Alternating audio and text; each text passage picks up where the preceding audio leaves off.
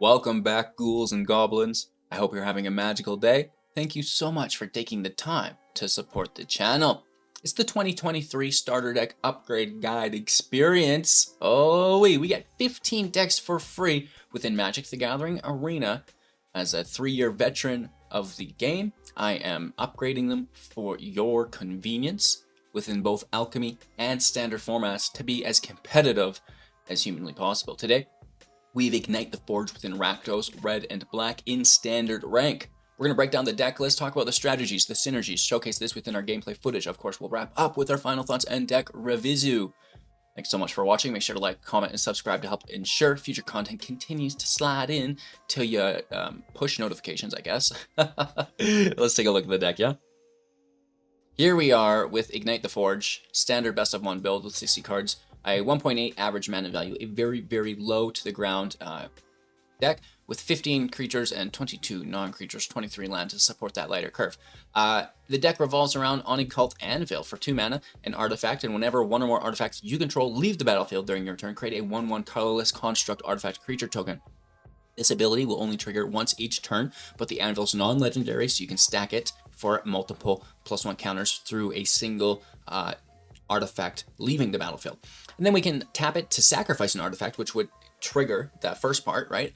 Dealing 1 damage to each opponent and gaining 1 life. And I, repeat this, that it is a non-legendary that you can stack. So accumulate multiple anvils, that's the name of the game. And then there's a couple other things that we'll be doing as well. The Voldaren Epicure for 1 is a 1/1 when it enters the battlefield, deal 1 damage to each opponent, create a blood token.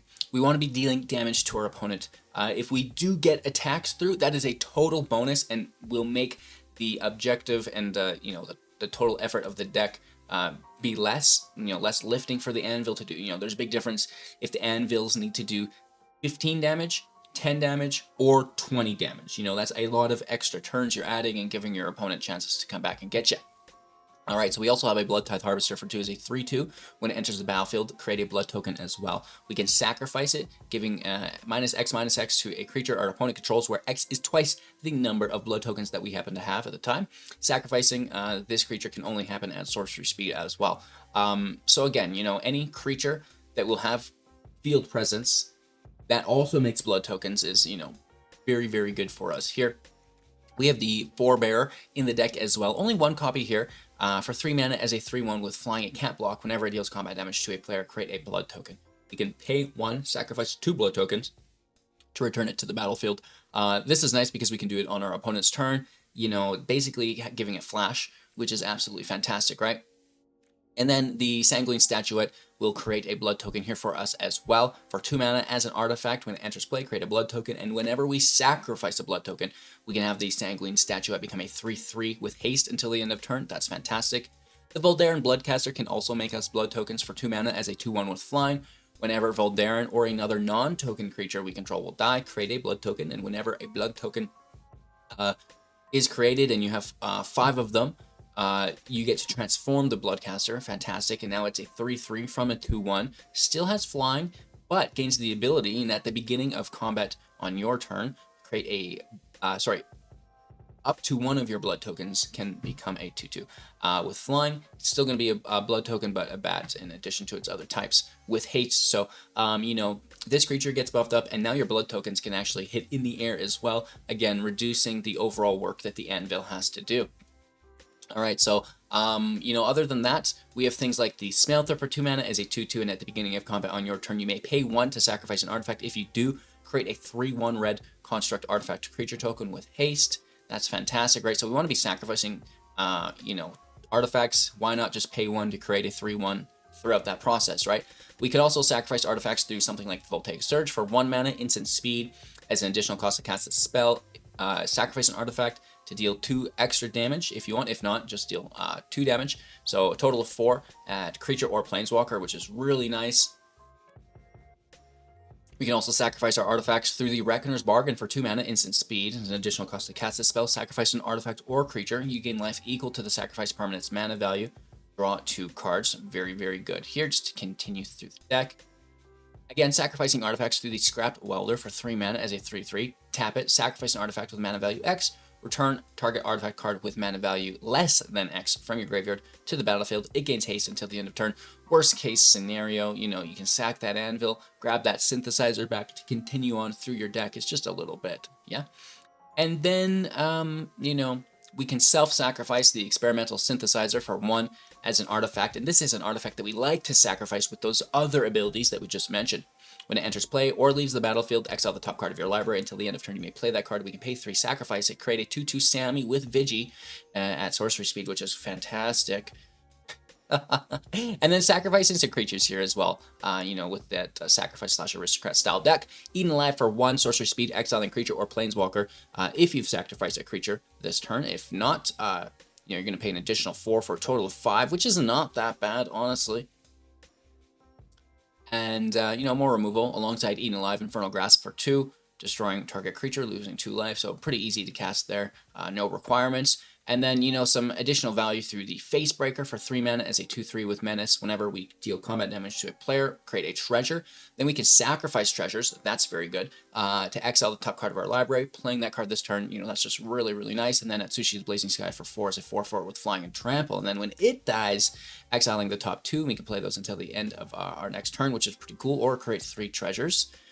Of course, we've got the basic lands and the dual lands for consistency's sake. And we love the deck. You know, this is a fantastic build. One of the more competitive free-to-play decks that you can play. And you just grind your opponent down with this Oni-Cult Anvil. No meat hook. So, you know, it's actually, believe it or not, a little bit easier to accomplish, because that's one thing that would really shut down the deck is opposing meat hooks. Now, of course, that's still legal in the alchemy version and format, but not here in standard, so it is a little bit safer to play here. Of course, you do miss a couple of those really cool alchemy cards, but that's what you're looking at. That's the difference between the two formats, right? Thank you so much for watching. Make sure to like, comment, subscribe to the channel, and you know, I need a break. Holy Toledos! Thank you so much. Let's play some freaking Magic, dude. Opponent goes first. Our hand is well, it's there. It's a hand. We were able to draw it. You know, it's always a good sign, I guess. Better than not, for sure. Starting with 7, yeah, that's a big plus. Playing into a counterspell immediately. Yeah, so we're gonna throw this statuette there. It's just lower priority on that counter chain for them. Like, there's a better chance that they'd be like, oh, I'm just gonna draw this turn and let that statuette enter, you know, and do this instead, which is fine. Go for it. Play a wedding announcement. Do it.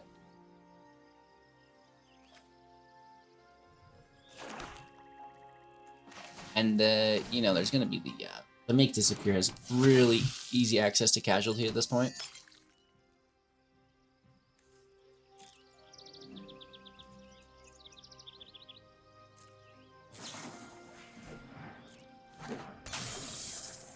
Lavandle.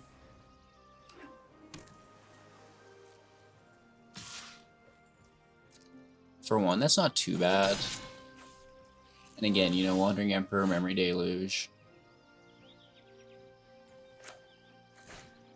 Get that flyer up beside them. Pull the counter. It's a good spell for them to counter if we were looking for that, which kind of were.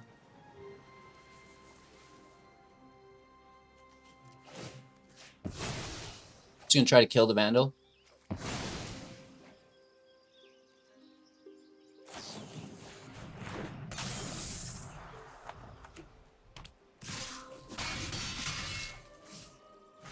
They replace it, and then play a Defiler. Wow. That has got to get wrecked immediately.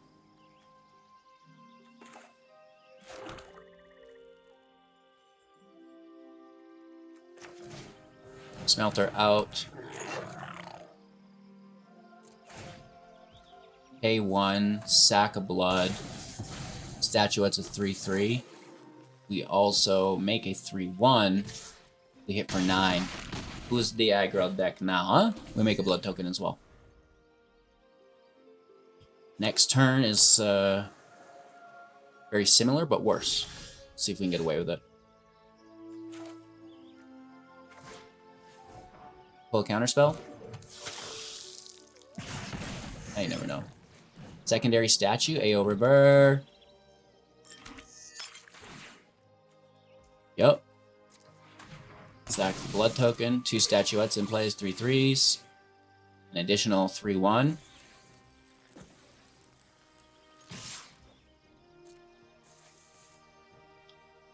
This is definitely Wandering Emperor Town. Cemetery Protector, everything but. Interesting. Exiling from the grave. Fine, they do take our Bloodtithe Harvester. There's a block. Imagine they'd block those 3/1s with the 1/1s, right? Get those trades. Yes. Vandal can block, yeah. So they're taking 6 damage still, which is substantial. They keep their 3/4. We can replay this Forebear from the grave, which is really cool. I don't know if they expect that entirely.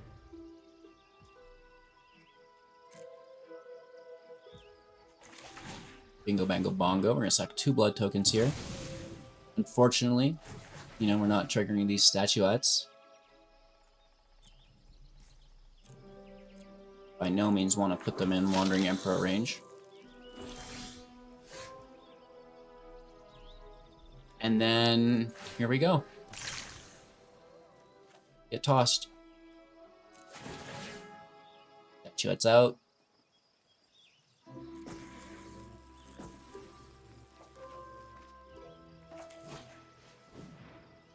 Hit you for another. And maybe we get lucky and find a removal spell. Good game. Opponent goes first. I'm going to keep 7. I like the hand here quite a bit. And that's what makes the low mana curve so accessible. Is the hands you get are so easy to play. Everything can fit together in different ways. It's you know, not a hard puzzle to solve.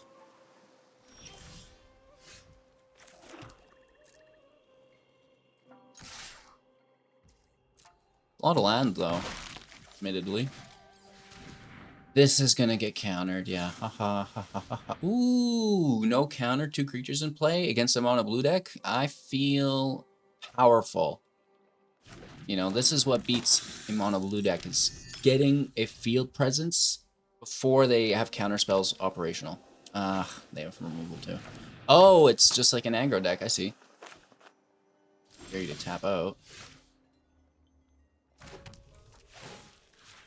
Double dog dare you, dude. Do it. Do it. Never do it. Especially when double dog dared.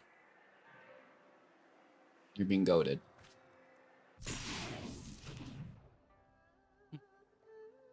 Well, that was nice.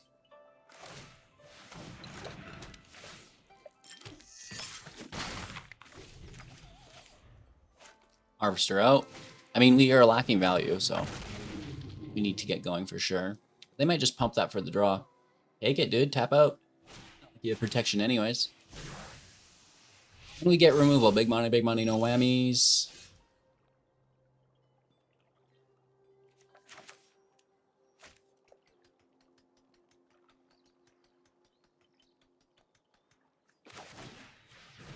Let's see what we get first.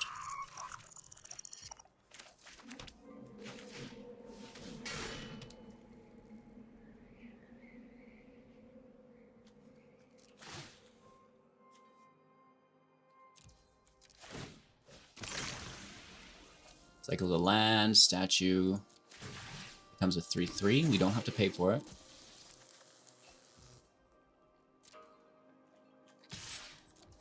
For 3 to 14. I mean, we can cycle these lands away, at least, right? That's a good thing.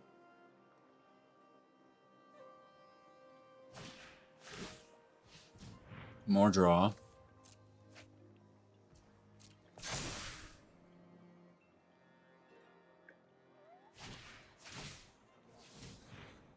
This is a lot of draw.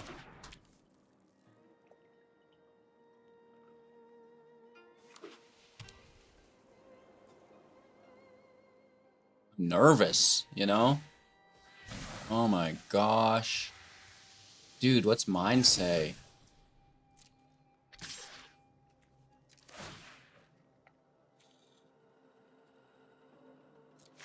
Dang, Dougie.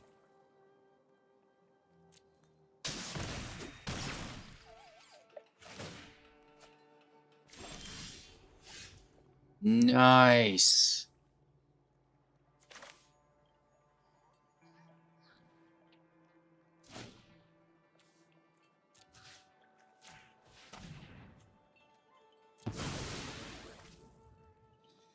Do we get it? Or do they continue to have protection?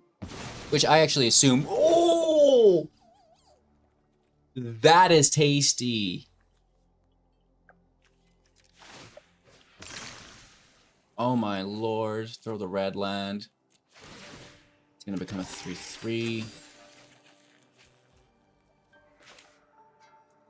Play the land. Play the smelter. Next. K1. Sack the token. Just upgrade it into a haste attacker. Yes!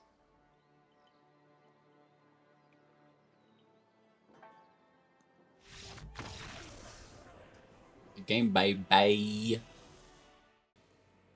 Going first with, well, a very good hand. I'm going to risk it for the biscuit, try to pull an untapped black source on 2. If not, just we'll hold up Surge.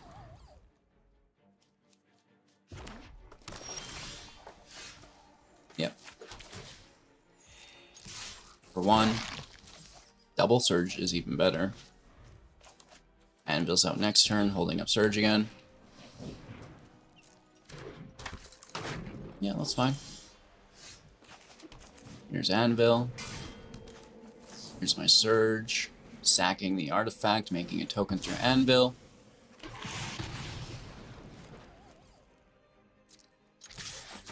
For 1, we love it. Third land in play, another Alchemist. Not so bad unless they stack up. And in play, Harvester in play.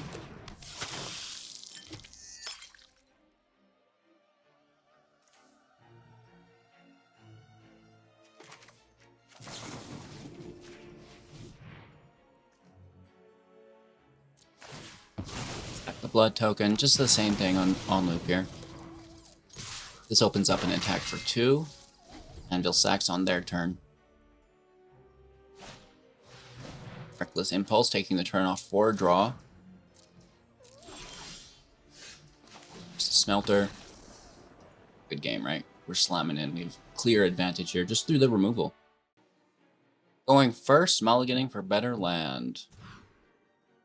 This is it. No Anvil, but it's a lot better. I guess we just throw our slow land and, you know, play with 2 mana.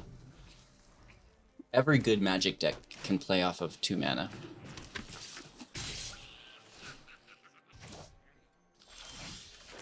Just so easy. We get that third land, Smelter, if not Harvester.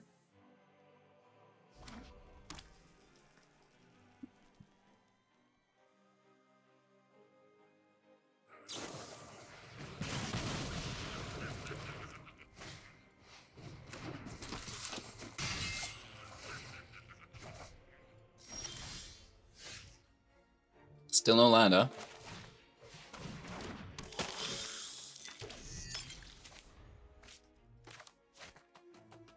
We'll find it. Shouldn't be a problem.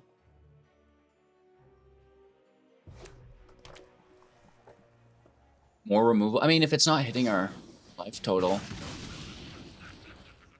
that's good.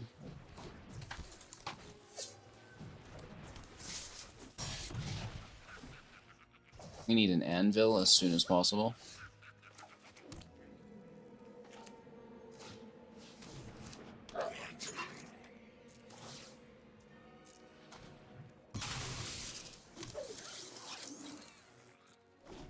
We're going in defensive position here.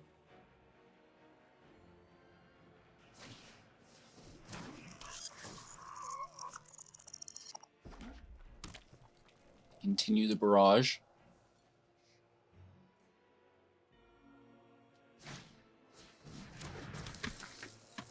The easy lock for us.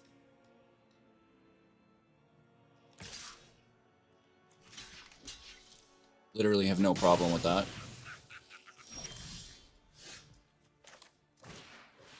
There's another harvester. You blasted the first two, so, you know, have fun with that. Going first, keeping 7. Station and tapped. Smelter in on 2. Synth on 3.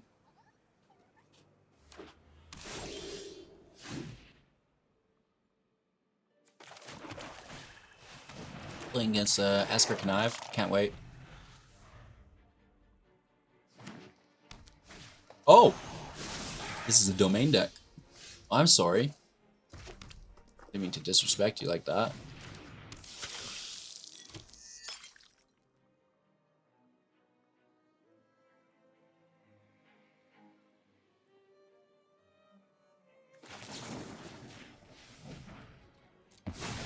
I think we should still just hit it for 2. You know, making that 3-1 is tempting, but we get to remove that creature that way. This is always going to be better.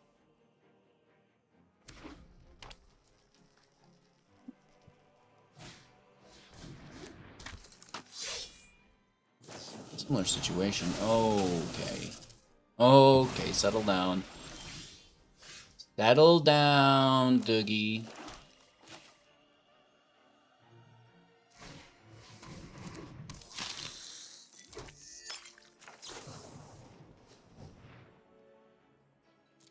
Submit 0. The Smelter will sacrifice it. Oh, yes.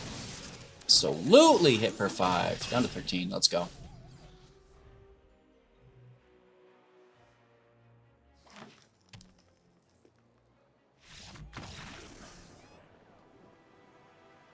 It's easy, right? Just play beginner deck. Opponent goes first. You know, there's some stuff here. We're going to keep it probably.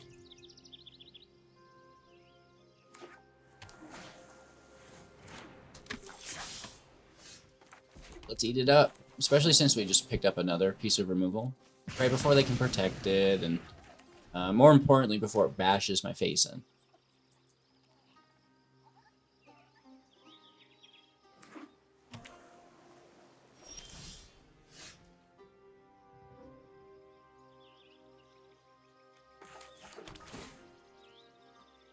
I'll just get this out of the way.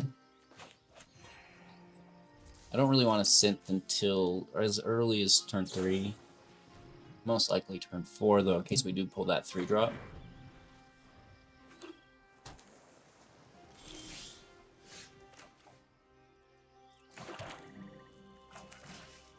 Try to throw that Harvester in play.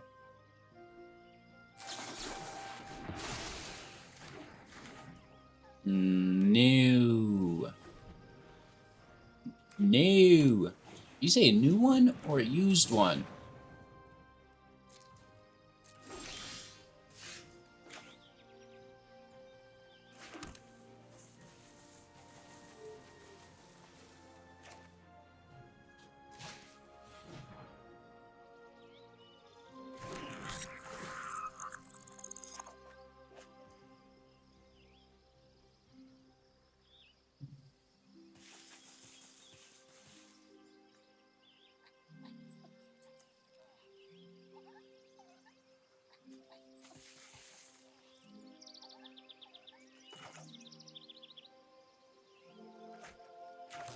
In case they push it up by 1.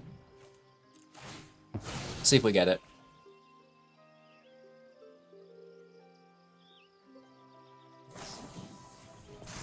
Yeah, so that's why we held up that Infernal Grasp. Just wish we had a land to cast it. No, use Grasp second. Because now we can still have a chance of killing it.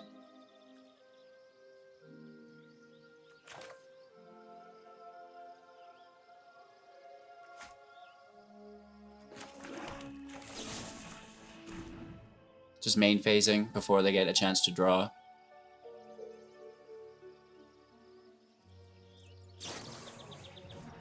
Of course, can still always draw on the stack. That's fine. Creature counter gets tossed. Thirst! Looking for 2 more. Looking at 3, actually. 1 card in hand. It will get the job done. They have 4. They just bounce it. Okay, that buys us a little bit of time. Here's my Smelter. You know, how much was that hitting for? 30 damage, so it's nice to buy a turn. If they didn't have it then, why would they have it now? Seems kind of weird, doesn't it? Unless I just top decked it like an absolute god. Oh, that's audacious, dude.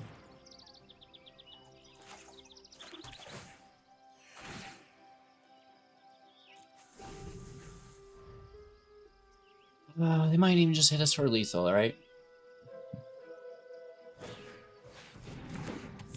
Oh, why not 2 gens?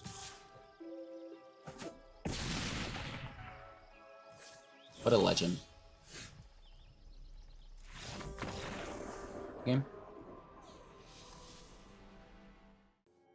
Alrighty then, Ignite the Forge in standard rank. Getting the job done. This is a fantastic archetype that you can easily climb rank with. There's no doubt in my mind that you could hit mythic rank with this deck in its current status. Of course, it can be upgraded as you go, you know, with some, dare I say, shoulders.